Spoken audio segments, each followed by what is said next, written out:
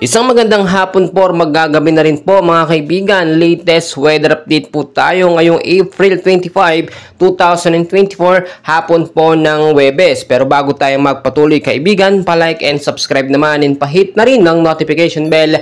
Maraming salamat po. Kaibigan, patuloy pa rin po tayo nakakaranas ng sobrang init po at maalinsangan na panahon simula umaga, tanghali at ngayong hapon. Pero sa piling-piling lugar po sa Metro Manila, Luzon, Visayas at Mindanao ay nakaranas naman po ng biglaang malakas na pag-uulan. So ilang araw na po yun, dalawang araw na po yun, biglaang malakas sa ulan tuwing hapon po diyan sa may bandang NCR, lalawigan po ng Bulacan, Cavite at ilang bahagi ng Caloocan ay nakaranas po ng malakas na pag-uulan. So nakakalungkot dahil sa ilang bahagi naman sa Metro Manila, Luzon, Visayas at Mindanao hindi pa rin nakakaranas ng pag-uulan. Ang hypnosis po natin ngayon galing sa DOST Pag-asa mga kaibigan.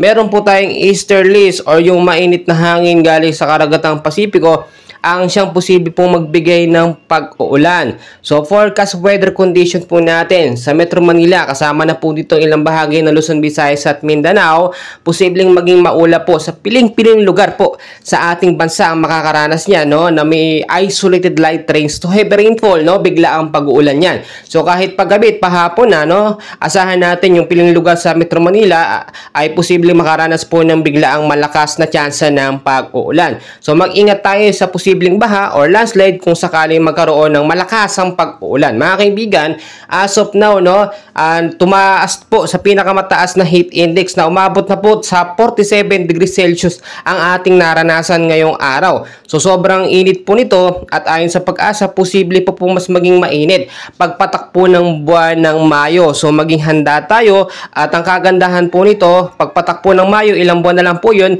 ay patapos na rin ang heat season dahil pagpatak po ng Hunyo, doon na po magsisimula ang rainy season. Mga kaibigan, wala pa rin po tayong namataan or binabantayan na bagyo sa loob ng Philippine Area of Responsibility. Sa labas naman ng PAR, may mga cloud cluster o kumpol ng kaulapan na patuloy tayong minomonitor kung ito ba ay magiging isang ganap na LPA or magiging bagyo. Marami nagsasabi sa atin na sana magkaroon ng pag-uulan mga kaibigan, pero huwag kayong mag-alala, no, dahil malapit na rin naman matapos ang heat season. Kaya naman, paalala ko po, no, always know the weather before you go. Lagi po magbaon ng tubig, no. Nagdala kayo ng tubig mga kaibigan. Nagdala din kayo ng payong, sombrero, pamunas ng pawis dahil iwas po tayo sa heat stroke. Marami na po ang namatay dahil sa napaka-init na panahon. Heat stroke po ang number 1 yan. Kaya naman mga kaibigan, patuloy ko po kayong i-update and please huwag kalimutan mag-like and subscribe.